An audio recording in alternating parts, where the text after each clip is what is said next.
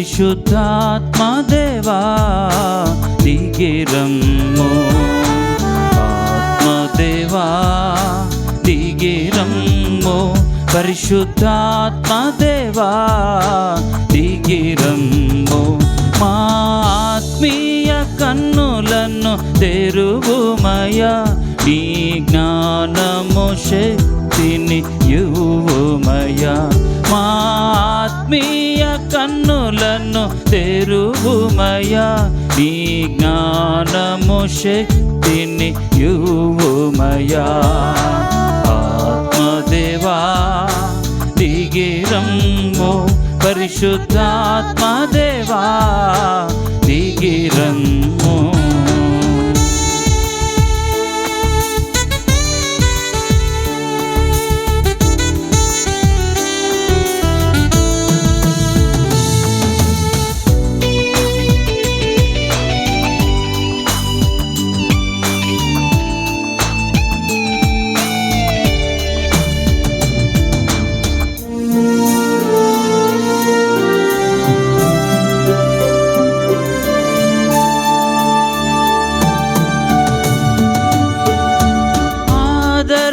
కర్తగా ఈ లోకానికి వచ్చిన ఆత్మదేవా, ఆదరణకర్తగా ఈ లోకానికి వచ్చిన ఆత్మదేవా దిగిరమ్ము, మాపై దిగిరమ్ము.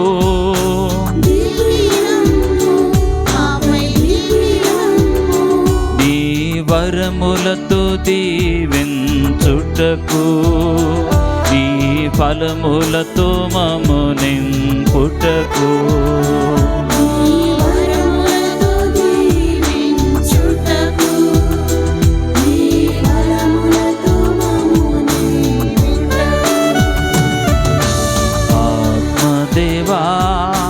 దిగిరమ్ము, పరిశుద్ధాత్మదేవా దిగిరమ్ము. ఆత్మదేవా దిగిరమ్ము, పరిశుద్ధాత్మదేవా దిగిరమ్ము.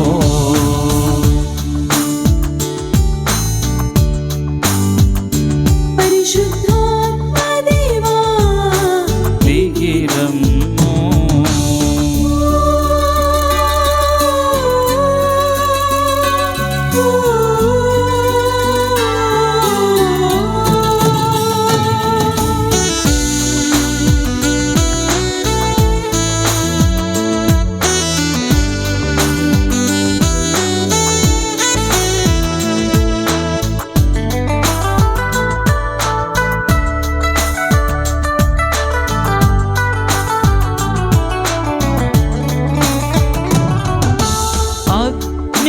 జ్వాలలుగా ఈ లోకానికి వచ్చిన ఆత్మదేవా, అగ్ని జ్వాలలుగా ఈ లోకానికి వచ్చిన ఆత్మదేవా దిగిరమ్ము, మాపై దిగిరమ్ము.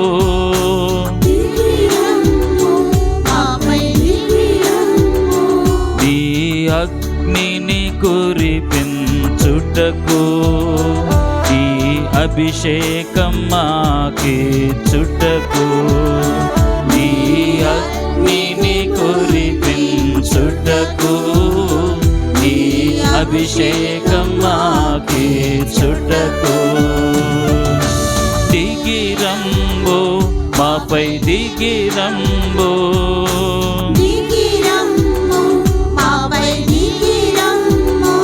పరిశుద్ధాత్మదేవా దిగిరమ్ము,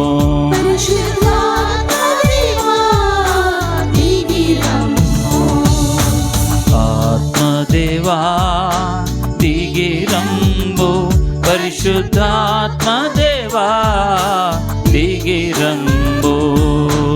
ఆత్మదేవా దిగిరంబు, పరిశుద్ధాత్మదేవా దిగిరంబు, ఆత్మదేవా దిగిరంబు, పరిశుద్ధాత్మదేవా దిగిరంబు, ఆత్మదేవా దిగిరంబు, పరిశుద్ధాత్మదేవా దిగిరంబు. మా ఆత్మీయ కన్నులను తెరువుమయా, ఈ జ్ఞానము శక్తిని ఇవ్వుమయా. Praise the Lord. Praise the Lord. Hallelujah. Hallelujah. Hallelujah. చేతులు జోడించి కళ్ళు మూసుకొని ప్రార్థన చేసుకుందాం.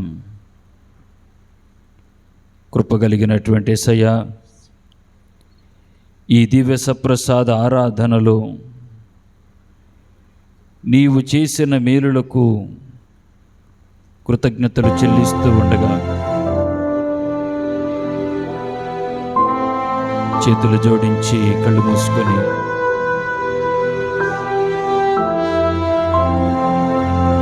ఓ ప్రభువా, గత మాసమంతా కూడా నీవు చేసిన మేలులకు వందనాలు చెల్లిస్తూ ఉన్నా.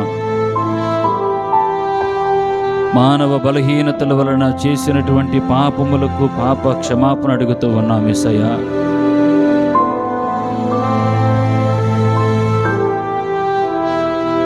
మా జ్ఞానేంద్రియాల ద్వారా మేము చేసిన తప్పిదాలకు, పాపానికి కారణాలైన కామ, క్రోధ, లోభ, మోహ, మద, మాత్సర్యమని అరిషడ్ వర్గాలకు సంబంధించిన పాపములను సర్వేశ్వర నీ ప్రేమతో క్షమించమని వేడుతూ ఉన్నా. నీ దయ కలిగినటువంటి హస్తాన్ని మా మీద చాచండి,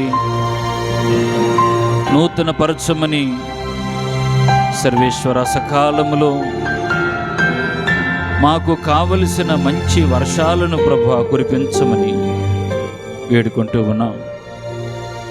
ఓ ప్రభువా, తమ యొక్క పనిపాట్లను చేసుకోవటానికి సిద్ధపడుతున్న రైతులను, పొలాల మీద ఆధారపడి జీవించబోతున్నటువంటి బిడ్డలను ప్రభువా ఆశీర్వదించండి. సకాలంలో వర్షాలు కురియాలి, పైరు పంటలు పండాలి, ఆర్థికముగా మా స్థితిగతులను ప్రభువా స్థిరపరచమని వేడుకుంటూ ఉన్నాం. ప్రభువా, నీకే స్తుతులు, ఆరాధనలు, మహిమలు యేసయ్యా.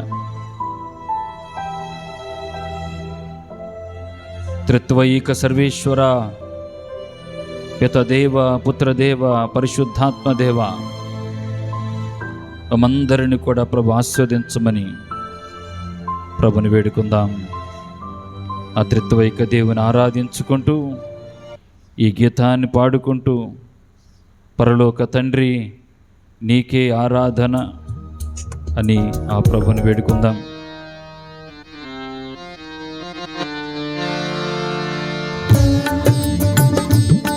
చప్పట్లు కొడుతూ దేవుని ఆరాధించుకుందాం.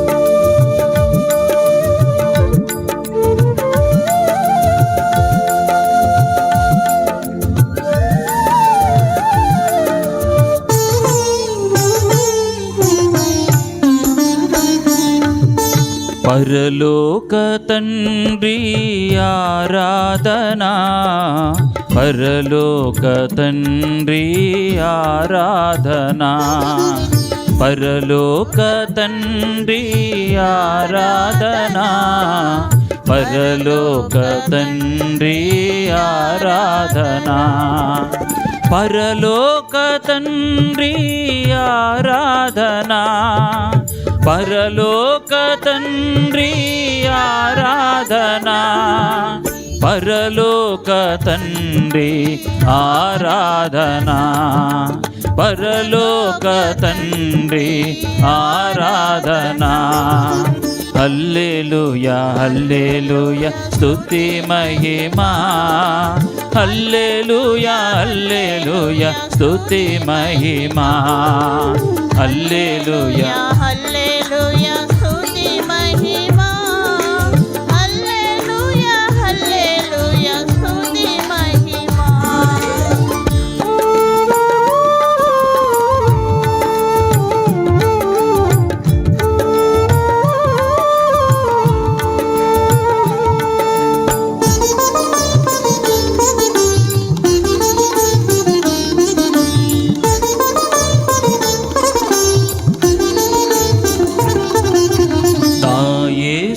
రాజా ఆరాధనా, నా యేసు రాజా ఆరాధనా, మా యేసు రాజా ఆరాధనా, మా యేసు రాజా ఆరాధనా, నా యేసు రాజా ఆరాధనా, నా యేసు రాజా ఆరాధనా, నా యేసు రాజా ఆరాధనా, నా యేసు రాజా ఆరాధనా.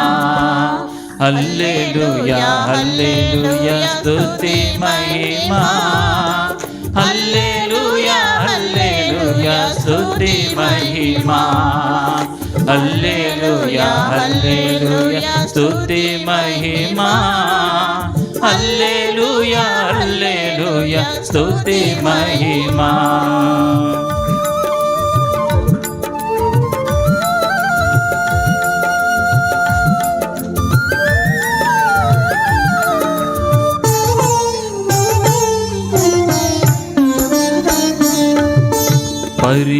పరిశుద్ధాత్మా ఆరాధనా, పరిశుద్ధాత్మా ఆరాధనా, పరిశుద్ధాత్మా ఆరాధనా, పరిశుద్ధాత్మా ఆరాధనా, పరిశుద్ధాత్మా ఆరాధనా, పరిశుద్ధాత్మా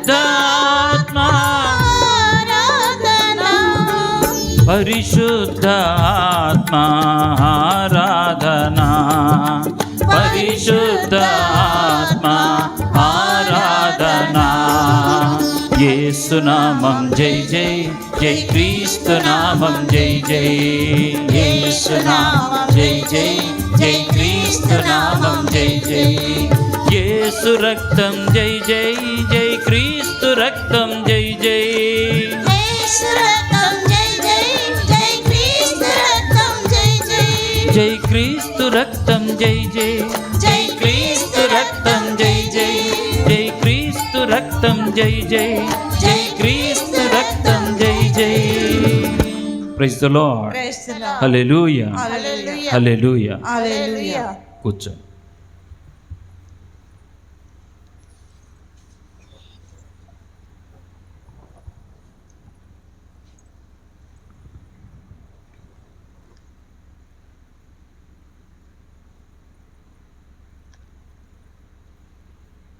క్రీస్తునాథుని యందు ప్రియ సహోదరి సహోదరులారా, నెల మొదటి శుక్రవారం రోజున దేవుని సన్నిధిలోకి వచ్చి దేవుడు చేసినటువంటి మేలులకు వందనాలు చెప్పటానికి మరియు నూతన మాసంలోకి ప్రవేశించిన మనకి కావలసినటువంటి ఆశీర్వాదాలు దేవుని అడగటానికి వచ్చాం. ప్రియులారా, మనందరం కూడా విశ్వాసంతో దేవుని సన్నిధిలోకి వచ్చాం. విశ్వాసం గురించి ఒక కవి అంటాడు, విశ్వసించేవాడు ప్రశ్నించడు, ప్రశ్నించేవాడు విశ్వసించడు అంటాడు. మనందరం కూడా దేవుని విశ్వసిస్తున్నాము కాబట్టి దేవుని యొక్క సన్నిధిలోకి, దైవ మందిరంలోకి, ప్రార్థన ఆలయంలోకి వచ్చి ఆ ప్రభువు మీద నమ్మకంతో మనందరం కూడా ఈ ప్రార్థనలో కూర్చున్నాం.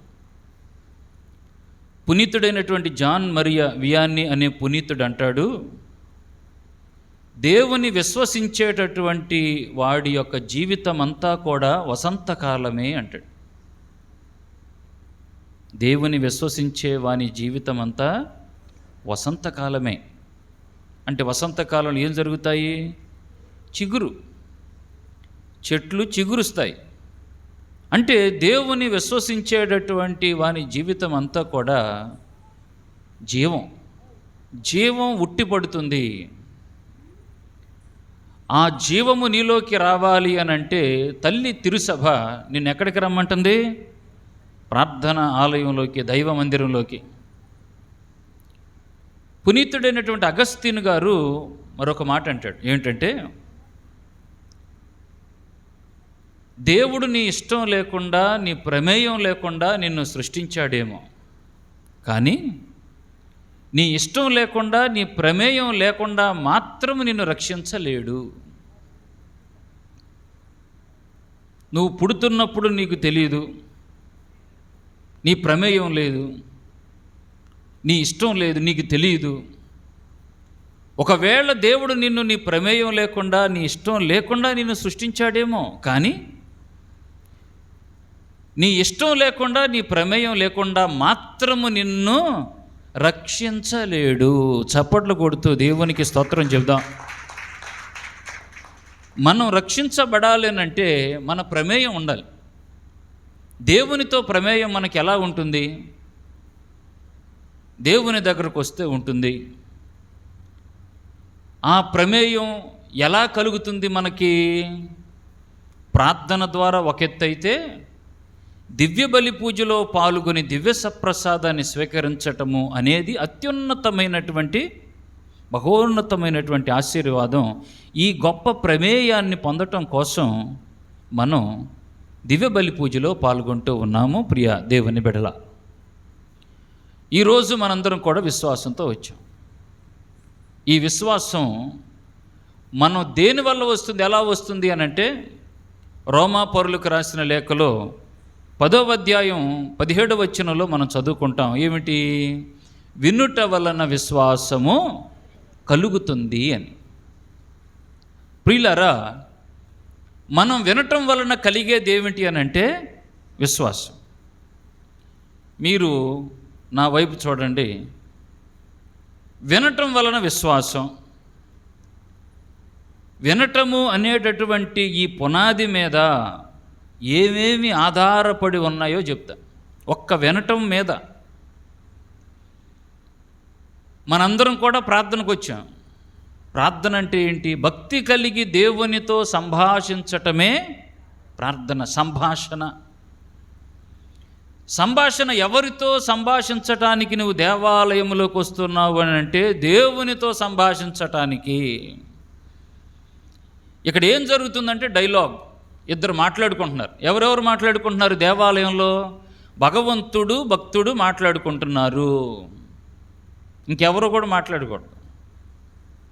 భగవంతుడు ఇప్పుడు మీతో మాట్లాడుతున్నాడు. ఎవరి ద్వారా మాట్లాడుతున్నారు? యాజకుని ద్వారా, గురువు ద్వారా మాట్లాడుతున్నాడు. ఏం మాట్లాడుతున్నాడు? దేవుని యొక్క పలుకులు, దేవుని సందేశం, దేవుడిచ్చేటటువంటి ఆశీర్వాదాలు, దీవెనలు నువ్వు పొందుకోవాలంటే ఎలా పొందుకోవాలో దేవుడు అభిషక్తుడైనటువంటి గురువు ద్వారా మీకు సందేశాన్ని ఇస్తూ ఉన్నాడు. ఇది ఎలా కలుగుతుంది అనంటే వినటం వలన విశ్వాసము కలుగుతుంది. తర్వాత ఏమనుంటుంది? ఆ విశ్వాసము క్రీస్తు గురించిన వాక్కు వలన మాత్రమే కలుగుతుంది. ప్రియులారా, వినటం అనేది ఎక్కువైతే, వినటం వలన వినగా ఏమవుతుంది? వినటం వలన విశ్వాసం వచ్చింది. దేవుని యొక్క వాక్యాన్ని వినగా నా హృదయంలో, నా మనసులో ఏం పుడుతుంది? ఎక్కువ దేవుని మీద విశ్వాసం పుడుతుంది. ఆ విశ్వాసం ఎక్కువైతే ఏమవుతుంది? ఆ విశ్వాసం ఎక్కువైతే భక్తి ఎక్కువైపోద్ది. భక్తి ఎక్కువైపోతే నువ్వేమైపోతావు? పవిత్రురాలివి, పవిత్రుడివి అయిపోతావు. పవిత్రురాలివి అయిపోతే నీకేమొస్తుంది అని అంటే దేవుని పట్ల దైవ భయం వచ్చిద్ది. దైవ భయం ఎక్కువైపోతే ఏమొస్తుంది? దేవుడు వస్తాడు. దేవుడు వచ్చేటప్పుడు నీ దగ్గరికి ఏం తీసుకొస్తాడు? ఆశీర్వాదాలు తీసుకొస్తాడు. ఆశీర్వాదాలు ఎలా తీసుకొస్తాడు? సమృద్ధిగా తీసుకొస్తాడు. చప్పట్లు కొడుతూ దేవునికి స్తోత్రం. అందుకే ప్రభు అంటాడు యోహాను సువార్తలో 10వ అధ్యాయం 10వ వచనంలో, దొంగవాడు దొంగిలించుటకు వస్తాడు, హత్య చేయుటకు వస్తాడు, నాశనం చేయటానికి వస్తాడు, కానీ నేను వచ్చింది మీకు జీవాన్ని ఇవ్వటానికి, దానిని సమృద్ధిగా ఇవ్వటానికి వచ్చి. ఈ సమృద్ధి ఆశీర్వాదాలు నీకు రావాలి అని అంటే నువ్వు మొట్టమొదట చేయాల్సినటువంటి పని ఏంటది? మొట్టమొదటి పని ఏంటిది? వినటం.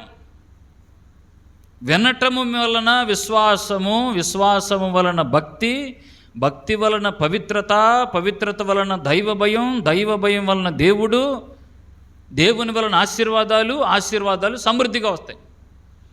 నీకు దేవుని ఆశీర్వాదాలు సమృద్ధిగా కావాలి అని అంటే నువ్వు చేయాల్సిన మొట్టమొదటి పని ఏంటి? వినటం. దేవుని యొక్క వాక్యాన్ని వినటం. నీవు దేవాలయంలోకి ఇప్పుడు వచ్చింది దేనికి అని అంటే నువ్వు ఒంటరిగా కూర్చొని ప్రార్థన చేసుకోవటానికి కాదు. నీ గోడు నువ్వు చెప్పుకొని, నీ విన్నపాన్ని నువ్వు చెప్పుకొని, నీ అవసరాలను దేవుని ముందు పెట్టి వెళ్ళిపోవటానికి కాదు నువ్వు దేవాలయంలోకి వచ్చేది. ఇటు దేవుడే మాట్లాడుతున్నాడో వినాలి.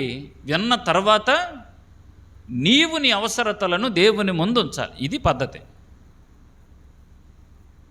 ఈ పద్ధతిని మనం చాలాసార్లు పాటించాం. గుళ్ళోకి రాగానే మనం చేయాల్సినటువంటి 5 పనులు ఉన్నాయి. మొట్టమొదటి కూర్చోవటం నేర్చుకోవాలి. మొట్టమొదటిది కూర్చోవటం నేర్చుకోవాలి. రెండవది నిలబడటం నేర్చుకోవాలి. మూడవది నడవటం నేర్చుకోవాలి. నాలుగవది పరిగెత్తటం నేర్చుకోవాలి. 5వది విశ్రమించటం నేర్చుకోవాలి. ఈ 5 చెప్పాలంటే నాకు 3 గంటలు పట్టిద్ది. మాస్టర్ ఏమో 8:30 కల్లా అవజేయండి సార్ అన్నారు. ప్రయత్నం చేస్తా 5 చెప్పటానికి. దేవాలయంలో దేవుని యొక్క వాక్యం వినటం. మనకు చాలా సందర్భాల్లో మనకు తెలిసేది ఏమిటి అని అంటే దేవుని యొక్క వాక్యం వినటానికి వచ్చినప్పుడంట 2 పనులు జరుగుతాయి అంట. ఆలకించే భాగం ఒకటి, ఆచరించే భాగం ఒకటి. గుళ్ళోకి వచ్చినప్పుడు 2 జరుగుతాయి. ఏమేంటయ్యి? ఆలకించే భాగం, 2 ఆచరించే. నువ్వు ఇటు పక్కకు రా అమ్మా, కొంచెం కనపడట్లేదు ఇట్రా రెటో మూలను కూర్చుంటే. 2 జరుగుతాయి. ఆలకించే భాగం, ఆచరించే భాగం. ఏది గొప్పది? ఆలకించే భాగం మంచిదా, గొప్పదా, లేకపోతే ఆచరించే భాగం గొప్పదా? అమ్మా, ఆచరించే భాగం గొప్ప. గట్టిగా చప్పట్లు కొట్టండి దేవాతి దేవునికి. పప్పులో బాగా కాలేశారనమాట. ఆలకించకుండా దేవుని వాక్యం ఆచరిస్తారా? 2 ప్రధానం. నీకు ఇంట్లో ఏం చెప్పకుండా కొట్టులోకి వెళ్ళి తీసుకురా అంటే తీసుకొచ్చేస్తావా? తీసుకురాం కదా. ఏదో ఒకటి చెప్పాలి. ఎలా ఉంటుందంటే ఒకసారి ఒక వాయిద్యకారుడి దగ్గరికి, సంగీతం నేర్పించేవాడి దగ్గరికి ఒక చిన్న పాప వచ్చి, అయ్యా నాకు సంగీతం నేర్పించండి అయ్యా అని అడిగింది. ఆ సంగీత వాయిద్యకారుడు అన్నాడంట, అమ్మా నేను నేర్పిస్తాను దా కూర్చో. సంగీతంలో 3 ఉంటాయి: రాగం, తాళం, పల్లవి. నేను రాగం వేస్తాను, నువ్వు తాళం వేయి అన్నాడంట. నేను రాగం వేస్తాను, నువ్వు తాళం వేయి అన్నాడంట. సరేనయ్యా అందంట. వీడు రాగం వేసే లోపల ఈ పాప ఇంటి బయట తాళం వేసేసి వెళ్ళిపోయిందంట. ఇంటి బయట తాళం వేసి వెళ్ళిపోయింది. ఆ పిల్లకి ఏమర్థమైంది? తాళం వేయి. నాకు తెలిసిన తాళం ఏంటంటే ఇంటికి తాళం వేయటం అంతే. సంగీతంలో కూడా ఒక తాళము, ఒక గొళ్ళె ఉంటుందని ఆమెకు తెలియదు. కాబట్టి దేవుని యొక్క వాక్యాన్ని వింటున్నప్పుడు మనకు తెలియాల్సింది ఏమిటనంటే, యాకోబు గారికి రాసిన లేఖ 1వ అధ్యాయం 22వ వచనాన్ని చదువుకుందాం. యాకోబు గారికి రాసిన లేఖ 1వ అధ్యాయం, వాక్యము కేవలము వినుటయేనని ఆత్మవంచన చేసుకొనకుడు, దానిని ఆచరింపుడు. ఏలయన ఆ వాక్కును కేవలము విని ఆచరింపని వాడు అద్దమున తన ప్రతిబింబమును చూచుకొనున్నట్టి వ్యక్తి వంటి వాడు. Praise the Lord, praise the Lord, praise the Lord. ప్రియులరా, దేవుని యొక్క వాక్యానంట కేవలము విని, కేవలము వినటమే అని అనుకొని ఆత్మవంచన చేసుకోమాకండి. దేవుని యొక్క వాక్యాన్ని విని ఆచరింపని వాడు అద్దమున తన ప్రతిబింబమును చూచుకొనున్నటువంటి వ్యక్తి వంటి వాడు. ఏంటి దీని అర్థం? మీలో అద్దంలో ముఖం చూసుకోకుండా వచ్చిన వాళ్ళు ఎంతమంది? పెద్దవాళ్ళు అంటే చూసుకోరులే, చూసుకోకుండా అసలు చూడవా? సర్లే, మనందరం చూసుకుంటాం చాలా వరకు. చాలామంది అద్దాన్ని చూసినప్పుడు నువ్వేం చూస్తావు? అద్దాన్ని చూస్తావా? అద్దంలో నిన్ను చూసుకుంటావా? అద్దంలో నిన్ను చూసుకుంటావు, అద్దాన్ని చూడమ్మా. మొట్టమొదటిది, దేవుని యొక్క వాక్యం దగ్గరకు వచ్చినప్పుడు, దేవుని యొక్క వాక్యమును చూసినప్పుడు నీవు వాక్యం ఎలాగుంది, బాగుంది, సూపర్గా ఉంది, అదిరిపోయింది, పగిలిపోయింది, ఇది కాదు నువ్వు చెప్పాల్సింది. నీవు అద్దంలో చూసుకుంటున్నావు. దేన్ని చూసుకున్నావు? నిన్ను చూసుకున్నావు, నీ జీవితాన్ని. దేవుని యొక్క వాక్యాన్ని వింటున్నప్పుడు కూడా ఆ వాక్యములో నిన్ను నీవు నిర్మితము చేసుకోవాలి, అన్వయించుకోవాలి, ఆపాదించుకోవాలి. ఈ వాక్యము నా జీవితానికి సంబంధించినది. ఏ కోణంలో చూసుకున్నా, గురువులుగా, సేవకులుగా, ఉపదేశ మాస్టర్లుగా ఎవరైనా సరే వాక్యాన్ని చెబుతున్నారంటే ఆ వాక్యము ఖచ్చితంగా ఏదో ఒక కోణంలో, ఏదో ఒక రకంగా అది నాకు సంబంధితమైనదే ఉంటుంది. మొట్టమొదటి మనం చేసేది అద్దంలో ఏం చూస్తామంటే, అద్దమును కాదు, నేను చూసుకుంటా, వాక్యములు నిన్ను చూసుకో. రెండవది ఏం చేస్తాం? అద్దంలో చూసుకొని ఏం చేస్తారు? మీరు ఏం చేస్తారు అమ్మా? సరి చేసుకుంటారు. గట్టిగా చప్పట్లు కొట్టండి ఆమెకి, గట్టిగా. సరి చేసుకుంటాం. ఏంటి సరి చేసుకునేది? బొట్టు బాగా పెట్టుకున్నామా, పౌడర్ ఎక్కువ పడిందా, తక్కువ పడిందా, జుట్టు బాగుందా లేదా, అన్నీ చూసుకుంటాం. ప్రియులారా, దేవుని యొక్క వాక్యాన్ని వింటున్నప్పుడు కూడా నువ్వు చేయాల్సినటువంటి పని ఏమిటి అనంటే, ఈ వాక్యాన్ని నేను వినటం వలన నా జీవితంలో, నా అనుదిన జీవితంలో, నా ఆధ్యాత్మిక జీవితంలో, నా కుటుంబ జీవితంలో ఒక భార్యగా, ఒక భర్తగా, ఒక బిడ్డగా నేను సరిచేసుకోవలసినటువంటివి ఏమైనా ఉన్నాయా అని సరిచేసుకోవాలి.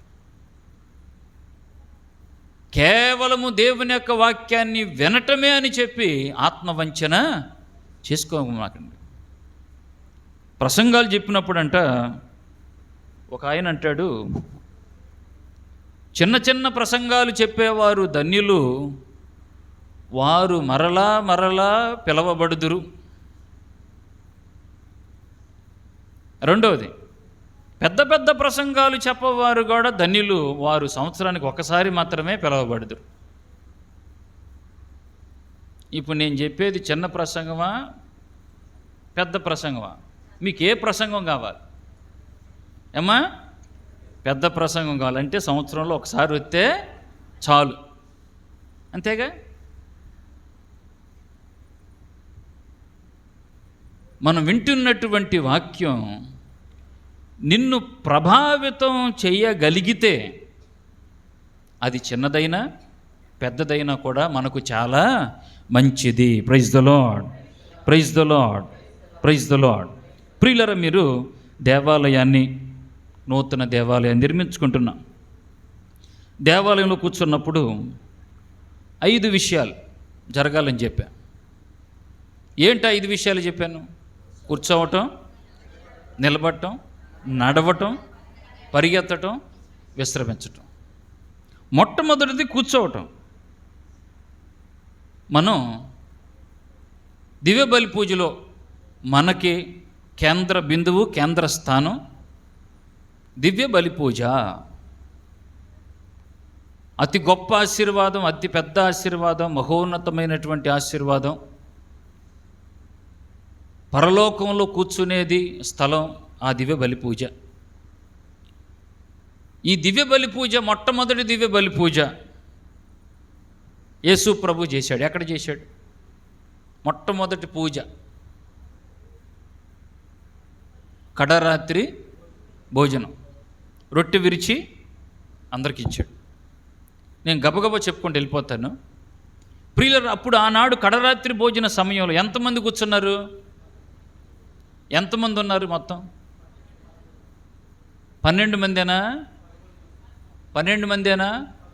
13 మంది యేసు ప్రభుతో కలిపి. ఈ 13 మందితో మొదలైనటువంటి ఆ దివ్య బలి పూజ ఈనాడు ఎన్ని దేశాల్లో జరుగుతుంది? 195 దేశాలలో జరుగుతుంది. ఆనాడు 13 మందితో మొదలైనటువంటి ఆ దివ్య బలి పూజ ఈనాడు ప్రపంచవ్యాప్తంగా 750 కోట్ల మంది ప్రజలు, ప్రపంచం మొత్తం ఈ 750 కోట్ల మంది ప్రజల్లో ప్రపంచవ్యాప్తంగా దివ్య బలి పూజలో పాల్గొనే ప్రజల సంఖ్య ఎంతో తెలుసా? 143 కోట్ల 20 లక్షల మంది కథోలిక క్రైస్తవులు ఈనాడు ఆ కడరాత్రి భోజన సమయ దివ్య బలి పూజలో పాల్గొంటున్నారు. చప్పట్లు కొడతారా? ఎంతమందితో మొదలైన పూజ? యేసు ప్రభుతో కలిపి 13 మంది, 12 మంది, 12 మందితో మొదలైనటువంటి ఆ దివ్య బలి పూజ ఈనాడు 143 కోట్ల 20 లక్షల మంది ప్రజలు దివ్య బలి పూజలో పాల్గొంటున్నారనంటే ఆ దివ్య బలి పూజ యొక్క పవిత్రత ఎంత గొప్పదో మనం అర్థం చేసుకోవాలి. ఈ దివ్య బలి పూజలో 12 మంది పాల్గొన్నారు. ఆనాడు యేసు ప్రభు రొట్టె విరిచి ఇస్తే అందరూ తీసుకొని తింటూ ఉంటే, భుజిస్తూ ఉంటే, యూదా ఇస్కరియోతు ఏం చేశాడు? తీసుకొని బయటికి వెళ్ళిపోయాడు. బయటికి వెళ్ళటం వల్ల జరిగింది ఏమిటి అంటే, చీకటిలో పడ్డాడు, పాపంలో పడ్డాడు, ఉరి వేసుకొని చచ్చిపోయాడు. దివ్య బలి పూజ ఆదివారం అప్పు పండగల్లోని శరీర కష్టమైన పనులు చేయక నిండు బలి పూజలో పాల్గొందువుగాక అన్న తిరుసభ కట్టడను శిరసా వహించాలి. నిండు పూజలో పాల్గొనకుండా దివ్య సప్రసాదాన్ని స్వీకరించుకొని వెళ్ళిపోతాం మనం. ఏమర్పాటి తనంతో, ఏమీ తెలియనటువంటి తనంతో, లెక్కలేని తనంతో, తేలికపాటి తనంతో వెళ్ళిపోతాం. మంచిది కాదు. దైవ సన్నిధిలో కూర్చోవాలి ప్రియమైనటువంటి బిడ్డలారు. ఇంకా క్లుప్తంగా చెప్పలేను, ఇది ఇక్కడతో ముగిస్తున్నా. కూర్చోవాలి, అర్థమైందిగా? కూర్చోవాలి. కూర్చుంటే ఏం జరిగిద్ది? కూర్చుంటే ఏమైద్ది? ఆ పునీతులు అందరూ ఏమయ్యారు? ఒక యూదా ఇస్కరియోతు తప్ప అందరూ పునీతులు అయ్యారు. నీవు కూడా దివ్య బలి పూజలో పాల్గొనంటే నీకు గంపెడు ఆశీర్వాదాలు వస్తాయి. దివ్య బలి పూజలో పాల్గొకుండా మధ్యలోనో చివరిలోనో వెళ్ళిపోతే ఏమైద్ది? నేను చెప్పను, మీరే పూరించుకోండి. ఇది మొదటిది. రెండవది ఏమిటి? దేవుని సన్నిధిలో మనం చేయాల్సింది నిలబడటం, నిలబెట్టుకోవటం. నిలబడాలి దేవుని సన్నిధిలో. మీరు చదవక్కర్లా. లూకాసు వార్తలో మనం 13వ అధ్యాయం 17వ వచనంలో 18 సంవత్సరాల నుంచి అపవిత్రాత్మ చేత నింపబడినటువంటి ఒక స్త్రీని మనం చూస్తాం. ఆమె నడుము వంచబడి ఉంటుంది. అన్ని సంవత్సరాలు ఉన్నా కూడా ఆశీర్వాదం పొందలేక అపవిత్రాత్మ చేత నింపబడి ఉంది. లూకాసు వార్తలో 2వ అధ్యాయంలో మనం ఒక ప్రవక్తి పేరు వింటాం. అన్నమ్మ అనేటటువంటి ప్రవక్తి.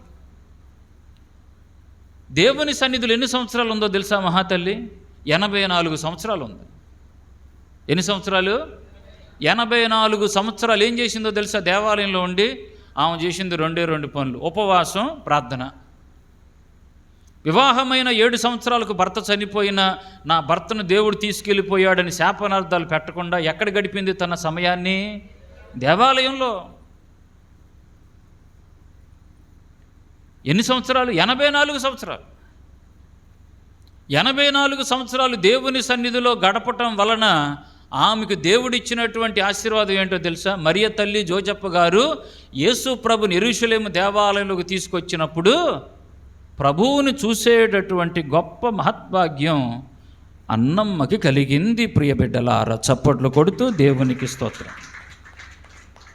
మనందరం కూడా దేవుని సన్నిధిలో నిలబడటం అంటే ఏంటి? నీవు దేవునికి ఇచ్చేటటువంటి మాట నిలబెట్టుకోవాలి. దేవునికి ఇచ్చే మాట నిలబెట్టుకోవాలి. నిలబడటం అంటే ఈ నిలబడటం కాదు. నిలబడటం అంటే ఏంటి? మాట మీద నిలబడు. వచ్చినప్పుడల్లా మనం పాప సంకీర్తన జపం చెప్తూనే ఉంటామా? ఇక ఒక్కనాటికి ఇటువంటి పాపం చేయని నిండు మనసుతో గట్టి ప్రతిజ్ఞ చేయుచున్నామని పాప సంకీర్తన చేసినప్పుడల్లా చెప్తాం. నిలబడాలి. ఒకసారి ఒక తండ్రి కొడుకొచ్చంట, నాన్న నేను ఎక్కడ నిలబడాలి నాన్న నా జీవితంలో అన్నాడంట. నేను ఎక్కడ నిలబడాలి నాన్న? నాకు విలువ కావాలంటే జీవితంలో నేను ఎక్కడ నిలబడాలి? Wear should I place my self in this society? ఎక్కడ నిలబడాలి? తండ్రి ఒక డైమండ్ ఇచ్చి నాన్న ఈ డైమండ్ తీసుకెళ్ళి కూరగాయల మార్కెట్ ఉంటుందిగా, చేపల మార్కెట్ ఉంటుంది, అక్కడికి వెళ్ళి నిలబడు, అమ్మబడును అంటూ ఉండు. ఒక ఆయన వచ్చాడు, అయ్యా ఏంటయ్యా అంటే, డైమండ్ కొంటావా? కొంటా. అమ్ముతాను. ఎంతకి ఇస్తావు? నువ్వెంత ఇస్తావు? 200 ఇస్తాను. నాన్నకు ఫోన్ చేశాడు, నాన్న 200 ఇస్తానంటున్నాడు, దీనికి ఇచ్చేయినా? వద్దు, అది తీసుకో డైమండ్. షాపింగ్ కాంప్లెక్స్లు ఉంటాయి పెద్ద పెద్దవి, అక్కడికి వెళ్ళి దాని ముందు నుంచో వెళ్ళి అన్నాడు. అక్కడికి వెళ్ళి ఉంచున్నాడు. ఒక వ్యక్తి వచ్చి అడిగాడు, అయ్యా ఇది అమ్ముతావా? అమ్ముతాను. ఎంత? నువ్వెంత ఇస్తావు చెప్పు. 2000 ఇస్తా. నాన్నకు ఫోన్ చేశాడు, నాన్న ఈ 2000 ఇస్తానన్నాడు, ఇచ్చాయినా? వద్దు. నాన్న ఇప్పుడు డైమండ్స్ అమ్ముతారే ఆ షాప్ దగ్గరికి వెళ్ళి ఉంచు. ఆ డైమండ్స్ అమ్మేవాడు చూసి దగ్గరికి వచ్చేవారు, ఇది అమ్ముతావా? చూశాడు, పరీక్షించాడు. డైమండ్ చాలా. ఎంత ఇస్తావు? నువ్వెంత ఇస్తావు చెప్పు. 2 లక్షలు ఇస్తాను అన్నాడు. 2 లక్షలు ఇస్తాను. నాన్నకు ఫోన్ చేశాడు, నాన్న వాడు 200 ఇస్తా అన్నాడు, వీడేమో 2000 ఇస్తాను, 2 లక్షలు ఇస్తాను అన్నాడు, ఇచ్చానా? ఇచ్చాయి. ఇంటికి వచ్చాడు 2 లక్షలతో. నాన్న వాడేమో 200 ఇచ్చాడు, 200 ఇస్తానన్నాడు, వీడేమో 2000 ఇస్తా అన్నాడు, వీడేంటన్నా 2 లక్షలు ఇచ్చాడు. ఇదే నాన్న నిలబడటం. ఎక్కడ నిలబడాలి? నీకు విలువ ఎక్కడొచ్చిద్దో అక్కడ నిలబడాలి. ఎక్కడ నిలబడితే నీ విలువ పెరుగుతుందో అక్కడ నిలబడాలి. ప్రియ బిడ్డలారా, దేవుని సన్నిధిలో నిలబడటం వలన నీకు ఆశీర్వాదకరమే కానీ శాపకరము కానే కాదు. నిలబడు. ఎక్కడ నిలబడాలి? అందరూ మాటలు చెప్తాం బాగానే, కానీ వాటిని పాటించడం చాలా కష్టం. చేతకానవాడు ఎందుకు మాట ఇచ్చావయ్యా అంటారు, అవునా? ఓ చెప్పావు, లెక్చర్లు ఇచ్చావు అంటారు. ఒక తండ్రి ఒకసారి ఒక కొడుక్కి, నాన్న నువ్వు జాగ్రత్తగా ఉండాలి, ఇదిగో నేను నీకు 100 రూపాయలు ఇస్తున్నా, ఇది జాగ్రత్త దాచిపెట్టు, మన ఇద్దరం కలిసి ఇప్పుడు బస్సు ఎక్కుదాం, ఈ డబ్బులు జాగ్రత్తగా ఉంచాలి. నాన్న నా దగ్గర నుంచి ఎవరో దొంగతనము చేయలేరు, సరేనా? జాగ్రత్త. కొడుకు తెలియకుండా తండ్రి వాడి జేబులోంచి 100 రూపాయలు తండ్రే తీసేశాడు. ఇద్దరూ కూడా ఒక చోట నుంచి మరొక చోటకి వెళ్ళిన తర్వాత, దిగిన తర్వాత, ఇంటికి వచ్చిన తర్వాత తండ్రి కొడుకుని అడిగాడు, నాన్న ఎరా 100 రూపాయలు ఉన్నాయా? జాగ్రత్తగా ఉన్నాయి నాన్న, ఏది చూపించు. జేబులో పెట్టి అడిగిన 100 రూపాయలు లేవు. అమ్మో నాన్న ఎవరో దొంగతనం చేసేది. నేను చెప్పా కదరా నీకు, జాగ్రత్తగా ఉండమన్నాగా. చూసావా అని చెప్పి నేనే నీ దగ్గర దొంగతనం చేశా, నీకు తెలియజెప్పాలని. ఏం కంగారు పడ మాకు, ఆ 100 రూపాయలు నా దగ్గరే ఉన్నాయి అని చెప్పి ఇదిగో ఇస్తానని చెప్పి జేబులో చేయి పెట్టాడు. వీడి దగ్గర 100 రూపాయలు ఇంకొకటి ఎవడో ఎత్తేసాడు. మనం చెప్తాం, చాలామందికి చెప్తాం, కానీ దానిని పాటించటము చాలా కష్టం ప్రియులారా. అందుకే మనందరం కూడా దేవునికి ఇచ్చినటువంటి మాట నిలబడటం అంటే ఏంటంటే మాటలు జాగ్రత్తగా ఉంచుకోవాలి, మాటలు ఇవ్వకూడదు ఊరికినే. అందుకే ఒక కవి అంటాడు, పెదవి దాటిన మాటకు నీవు బానిసవు, పెదవి దాటనే మాటకు నీవు మహారాజువి అంటాడు. పెదవి దాటిన మాటకు నీవు బానిస. పోరా సన్నాసోడా, పోవే నీ బతుకే ఉడి అన్నామనుకో, అయిపోయింది కథ సమాప్తం. కథ కంచికి మనము వాళ్ళ టైం వస్తుంది. ఆ టైం దాకా ఏం చేస్తారు, కారాలు మిరియాలు నూరటమే పనిగా పెట్టుకుంటాడు. ఇప్పుడు మన జీవితంలో మనం వాడి మీద కక్ష తీర్చుకోవాలంటే టైము ఎవడికో ఒకడికి ఏదో ఒక టైంలో వస్తుంది. రాకపోయినా మన స్థితులు మారుతూ ఉంటాయిగా. మనం అన్ని సమయాల్లో సుఖంతో ఉండం, ఏదో ఒక సమస్యలు వస్తాయిగా. ఆ సమస్య వచ్చినప్పుడు ఎదుటోడు ఏమంటాడు, వీడు నాకు అప్పుడు అట్ట చేశాడు, అందుకే దేవుడు వీడికి ఇట్టగా చూపించాడు అంటారే. నువ్వు పెద్ద దిగొచ్చావు, ఇక నీకేదో చేసావని మాకేదో జరిగింది. ఇవన్నీ కళ్ళబొల్లి కబుర్లు, ఇవి కాదు. దేవుని దృష్టిలో ఎదుటివారిని బాధించకుండా ఉండటం. అందుకే ప్రియులారా మరొక కవి అంటాడు, వాక్కుకు ఉన్న పొదును వాడి అయిన కత్తికి కూడా లేదు, మార్చగలదు మాట మనిషి మనసు, జారవలదు నోరు జాగ్రత్త, శబ్దమునకు గొప్ప శక్తి కలదు. మాట విలువైనది. ఆ విలువైనటువంటి మాటను నీవు జాగ్రత్తగా వాడుకో. ఇది రెండవది. ఏంటిది? నిలబడటం. దేవునికి ఇచ్చినటువంటి మాట మీద నిలబడటం. ఇక మూడవది ఏమిటి అని అంటే ప్రియులారా, మూడవ మాట నడవటం. దేవుని సన్నిధిలో నడవటం అంటే ఏంటి? వాక్కు ప్రకారం నడుచుకోవటం. ప్రియులారా, పవిత్ర గ్రంథంలో దేవునితో ఎక్కువ సంవత్సరాలు నడిచినటువంటి ఒక ఆయన ఉన్నాడు, హానోకు అనేటటువంటి ఆయన. 365 సంవత్సరాలు నడిచాడు, 365 సంవత్సరాలు బ్రతికాడు.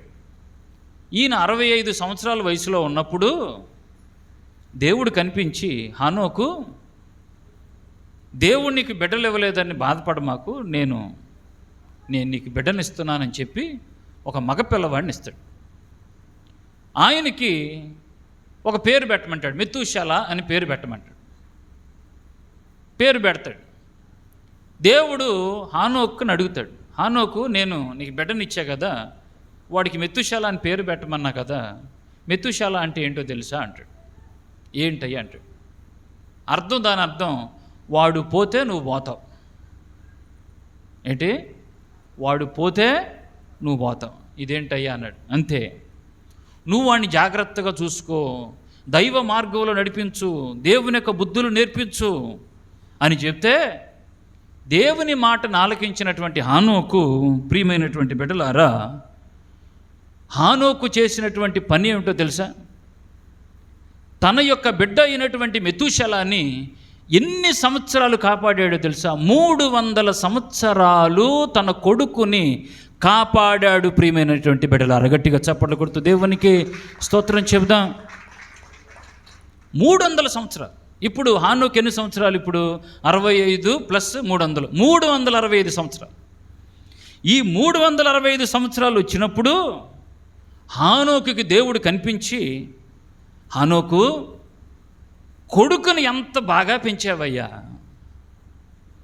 300 సంవత్సరాలు కొడుకుని ఎంత దైవ మార్గంలో నడిపించి దేవుని యొక్క ప్రేమను, దైవ భయాన్ని నూరి పోసినటువంటి హానోకు, నువ్వు గొప్ప తండ్రివయ్యా. ఇంత గొప్పగా కొడుకుని పెంచావు కదా, వాడు పోతే నువ్వు పోతావని చెప్పానే, ఆ పేరును సార్థకం చేసుకున్నావు, బాగా కాపాడావు. నీవు నీ యొక్క శరీరం నాశనం అయిపోవటం నాకు ఇష్టం లేదని చెప్పి మొట్టమొదటిగా పవిత్ర గ్రంథంలో రక్త మాంసములతో మోక్షానికి ఎత్తబడినటువంటి మొట్టమొదటి వ్యక్తి ఎవరు అనంటే హానోకు. ప్రియమైన బిడ్డలారా, చప్పట్లు కొట్టండి దేవునికి. బిడ్డలారా, దేవుడు చెప్పాడు కదా, వీడి పోతే నువ్వు పోతావు, వీడి పోతే ప్రపంచమే పోతుంది అన్నాడు దేవుడు. మెతూషెల ఎన్ని సంవత్సరాలు బతికాడో తెలుసా? పవిత్ర గ్రంథంలో ఎవరు బ్రతకనన్ని సంవత్సరాలు బతికాడు. 969 సంవత్సరాలు బతికి చనిపోయాడు. దేవుడు చెప్పాడుగా, వాడు చనిపోతే నువ్వు చచ్చిపోతావు, నువ్వు చచ్చిపోతే వాడు చచ్చిపోతే ప్రపంచం మొత్తం నాశనం అయిపోద్ది అన్నాడా? మెతూషెల చనిపోయిన రోజు, జలప్రళయం వచ్చిన రోజు ఒక్కటే. చప్పట్లు కొడుతూ దేవునికి స్తోత్రం చెప్పండి. ప్రియులారా, ఇక 4వది పరిగెత్తటం. దేవుని సన్నిధిలో మనం పరిగెత్తటం అంటే ప్రియులారా, దేవునితో ఉండటం. మరియ తల్లి ఎలిజబెత్తమ్మ దగ్గరికి వెళ్ళటానికి ఏమైంది? త్వరితముగా ప్రయాణమై వెళ్ళింది అని లూకా 1:39 చదువుకుంటాం. ఒక మనిషికి సహాయం చేయటం కోసం మరియ తల్లి వెళ్ళి ఎలిజబెత్తమ్మ దగ్గర 3 మాసాలు వెళ్ళింది. 3 మాసాలు ఉంది. యేసు ప్రభు తన యొక్క శిష్యులను పిలిచాడు.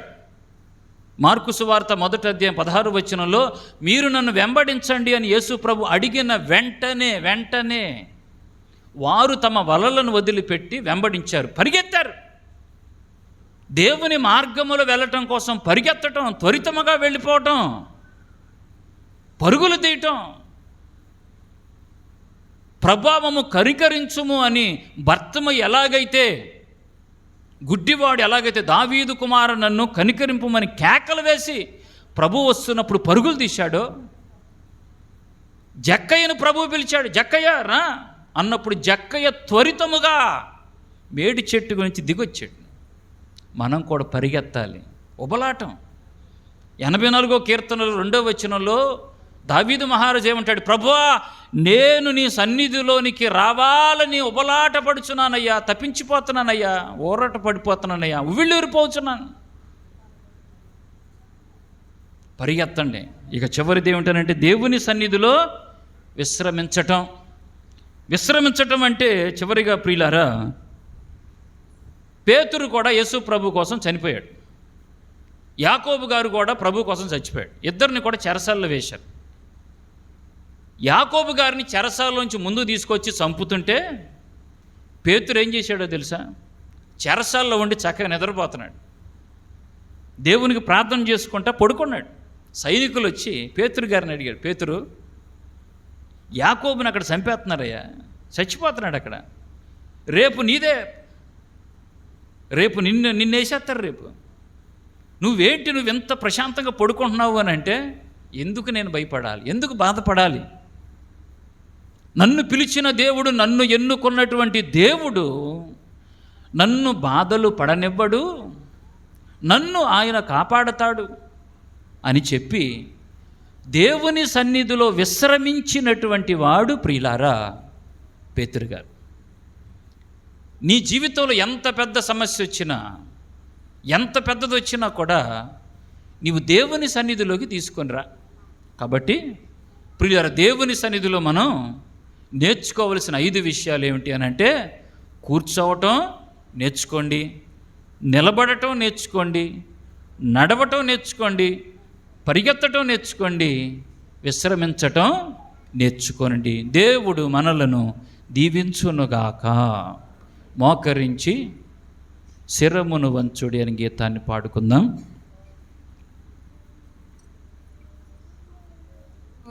వంచుడి వినయము తోడ నీ మహాయాదుత వరవారినికి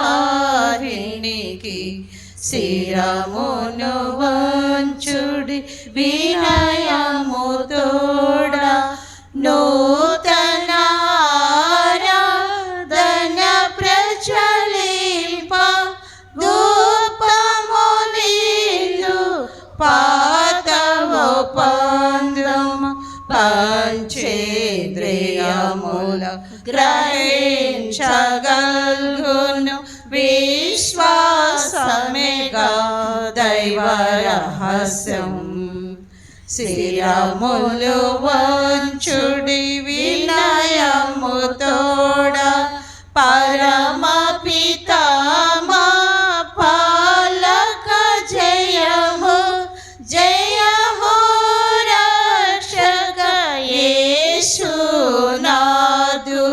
పరమ పవిత్ర శ్రేయోతో శాంతుకు యుగ యుగములకు స్తుతి కల్గున్.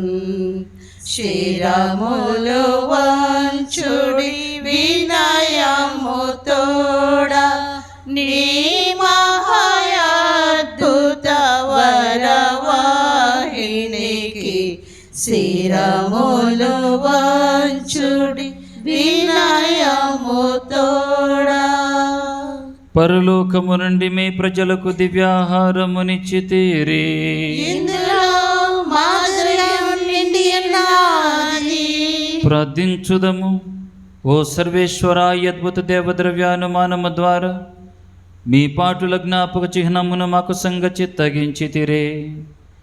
మీ దివ్య శరీర రక్తముల పరమ రహస్యములను మేము భక్తి శ్రద్ధలతో పూజింపను. మీ రక్షణ ఫలితమును మేము నిరంతరము చవి చూడను. యుగ యుగములు జీవించుచు పాలన చేయు ఏలిన వారా మాకు అనుగ్రహించండి. ఆమేన్.